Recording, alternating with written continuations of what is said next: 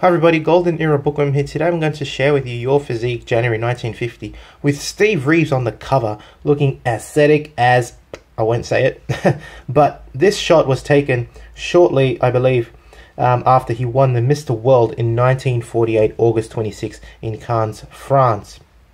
I mean, what a beautiful shot here, a very classic shot.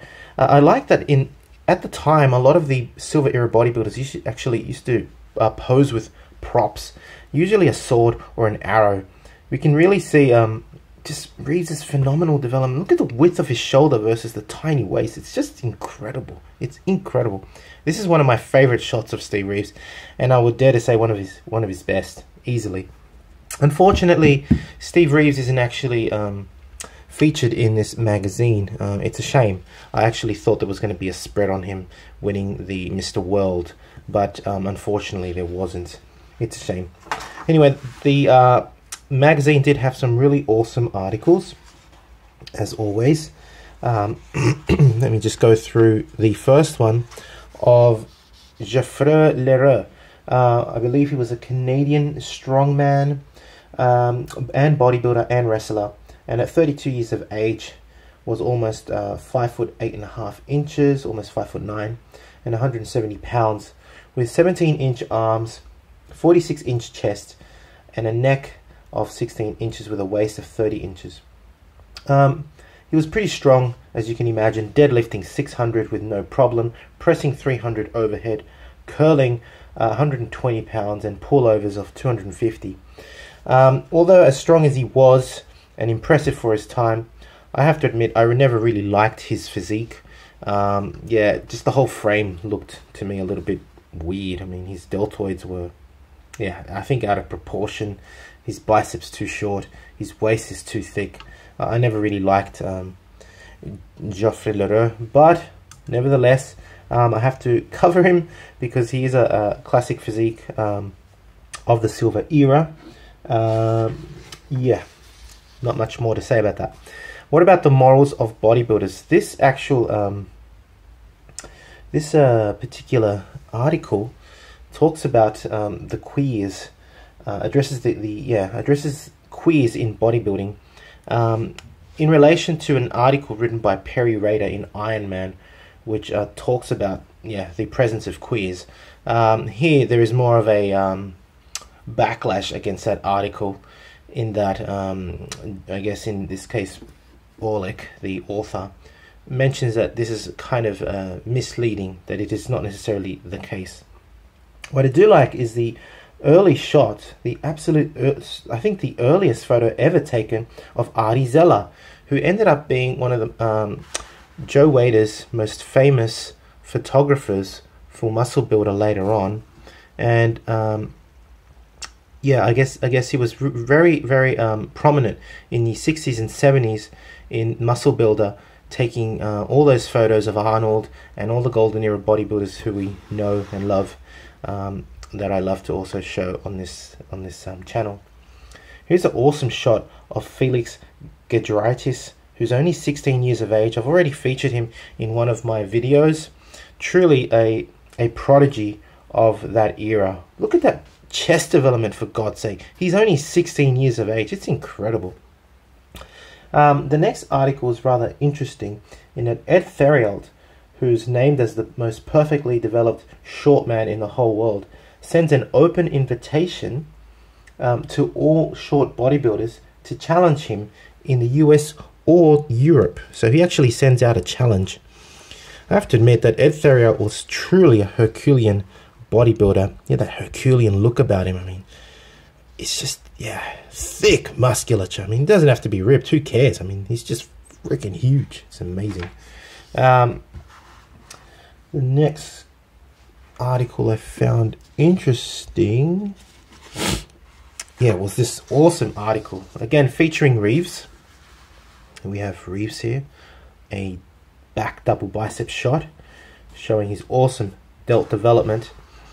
Magnificent Shoulders is an article written by George F. Jowett, and it really shows some truly interesting and forgotten old school exercises, such as the crucifix, the pronating press, the punch out to the sides.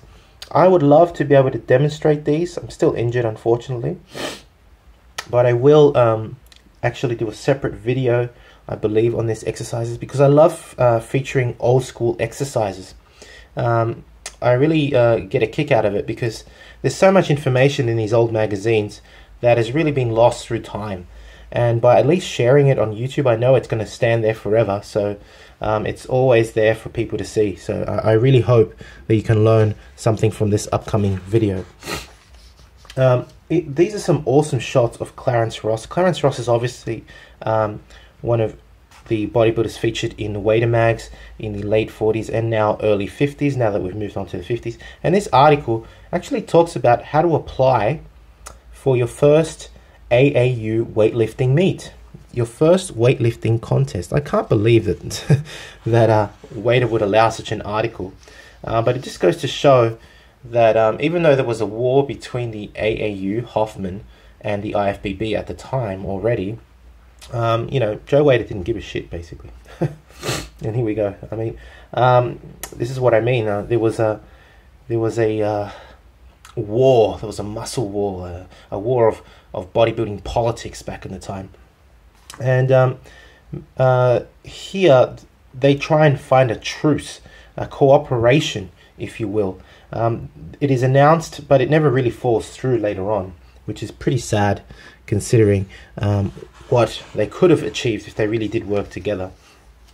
What else is is awesome here? I really liked Waistline Development, written by David Willoughby. Another great article. What I love about this article are two things.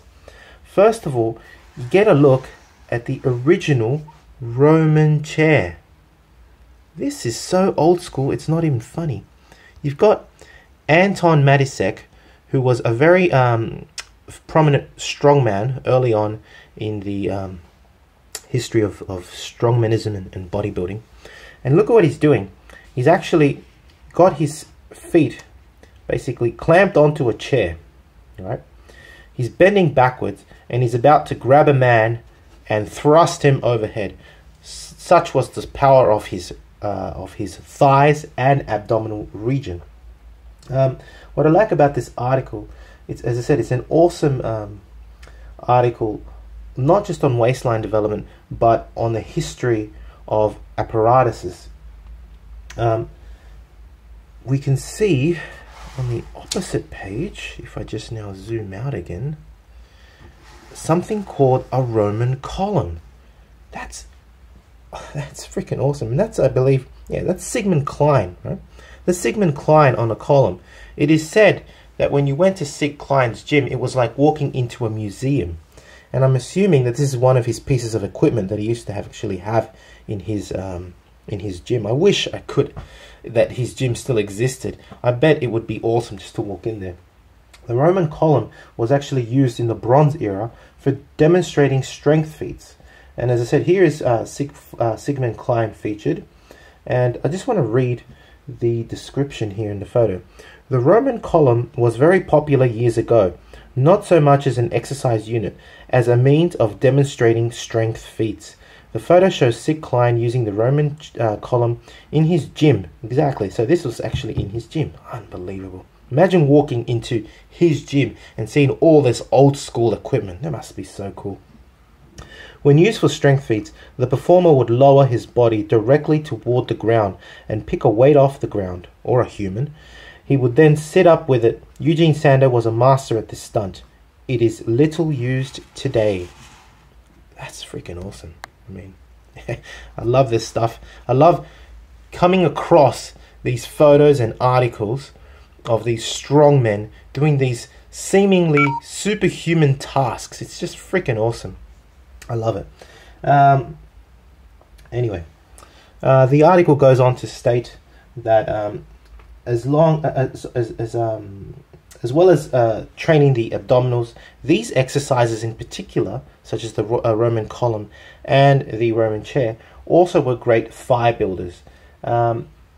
And it actually goes through several, as you can see, abdominal variations now that these equipment, especially the Roman column, was not available anymore now in those days. The Roman chair has made its reappearance as well, of course. And I guess one thing that is similar now to the Roman column would be the glute ham raise machine that you can actually also do abdominals in. So in a way, it's made its reappearance. History of American weightlifting was awesome in that it shows a super early photo of John Grimmick. Look at the size of him back then. Christ almighty.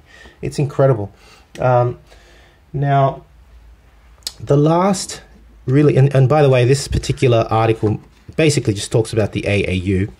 The last really interesting article was the evolution of heavy exercises, which I believe deserves its own series, if not video, in that basically it talks about how the Milo Barbell Company was created by Alan Calvert, and the exercises from Calvert were based on Eugene Sando's exercises.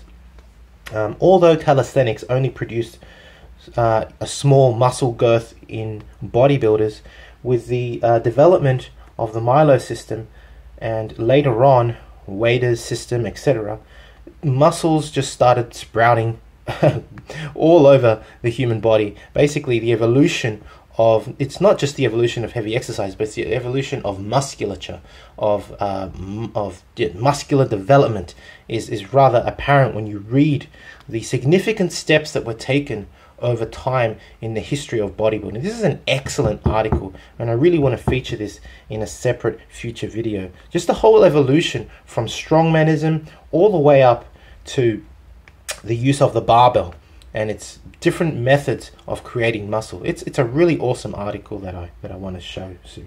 Hope you've enjoyed this look at January 1950 Your Physique with Steve Reeves on the cover in a super iconic photo, a super iconic shot of Reeves at his most aesthetic. Beautiful, beautiful silver era photo here of Steve Reeves. Hope you've enjoyed the video. If you have, please give it a thumbs up. Subscribe if you haven't to the Golden Era Bookworm. Thanks for watching. Leave me a comment.